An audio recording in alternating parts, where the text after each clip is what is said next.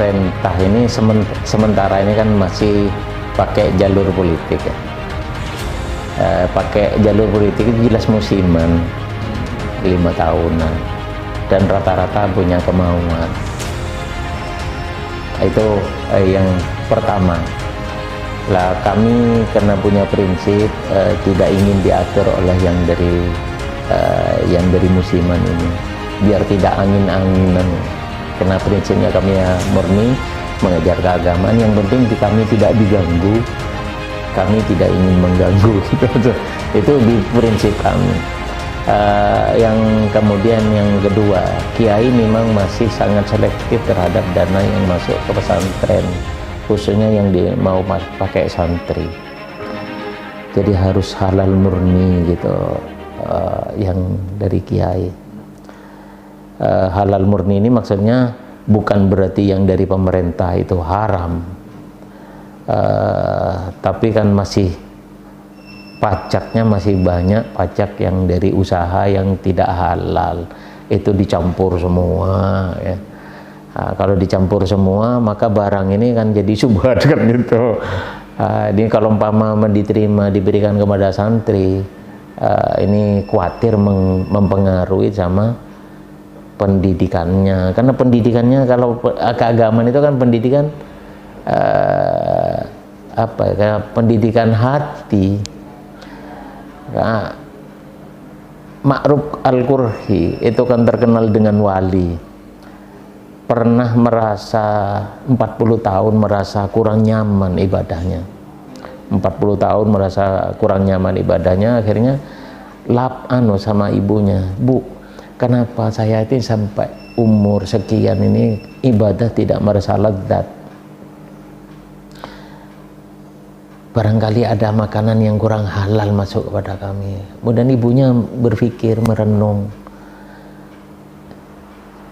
Dulu pernah pada waktu hamil saya menjadi bioto, kalau Jawanya bioto, membantu tetangganya sedang hajatan, memasak jenang saharit, jenang dari tepung dan tepung dan daging itu.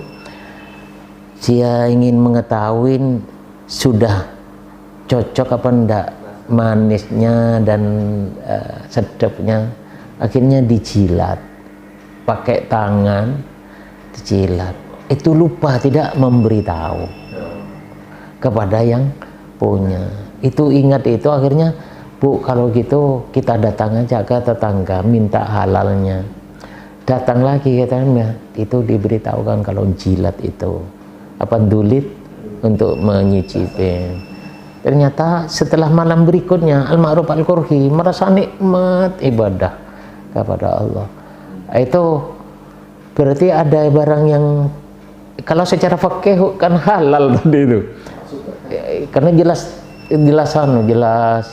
jelas menghalali yang namanya, karena dibantu kemudian hanya ingin tahu rasanya, jelas halal kan. Secara hukum fikih dia halal, tapi tidak ada hujah di depan Tuhan bahwa itu halal.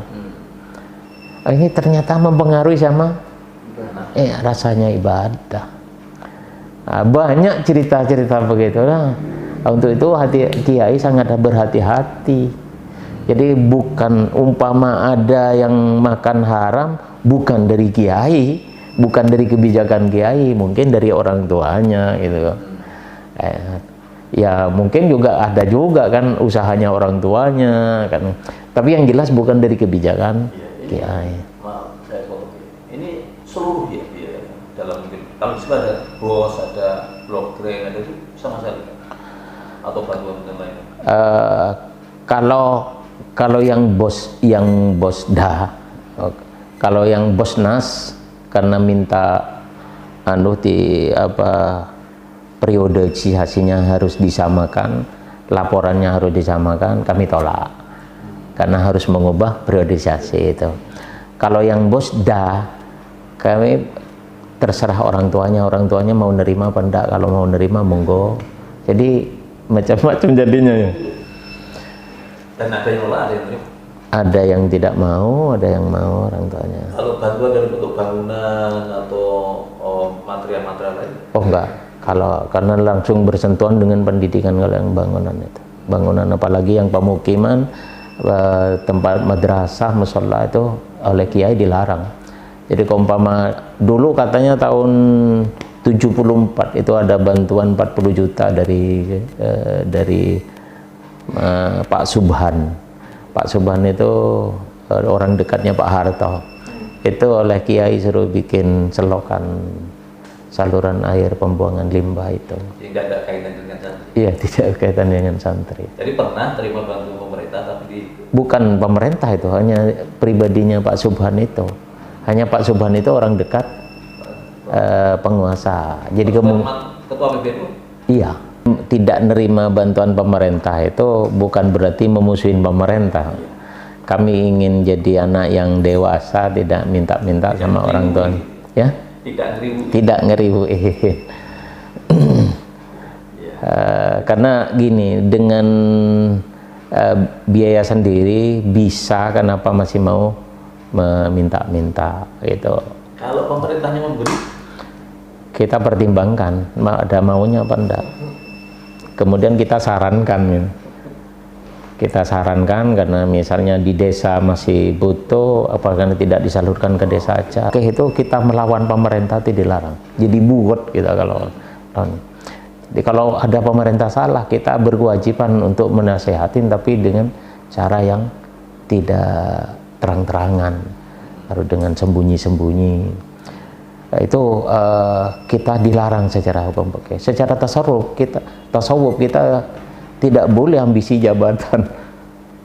Jadi mendekat pemerintah, ingin diangkat ini, diangkat itu, kita secara tasawuf kita mengharapkan jabatan itu memang kita hindari. Secara tauhid kita mengikuti rumusannya Abu Musa al-Asy'ari, mulai dari pengenalan istilah sifat-sifat Tuhan itu sampai ke untuk mengenal Tuhan ya. Untuk mengenal Tuhan itu mulai dari pengenalan istilahnya sampai ke tasawufnya, sehingga sampai ke tadi itu perilaku beribadahnya. Jadi insya Allah kita walaupun mengajarkan keagamaan secara tuntas, tidak ada, kalau memang tuntas pelajarannya, tidak akan jadi teroris. Tidak akan jadi teroris karena kami tuntas mempelajari. Tidak hanya berkampanye nanti masuk surga dengan ditemuin bidadari, tidak hanya itu.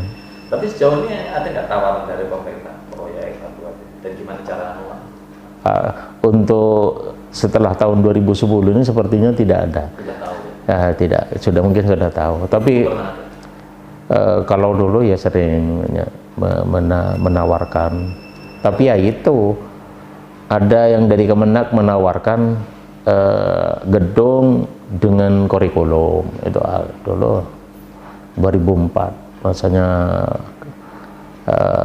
Kemenak pusatnya ya Pak Munawir ya, Pak Khalil dulu yang bagian pesantren itu yang kesini, Pak Khalil Ahyar dari Aceh.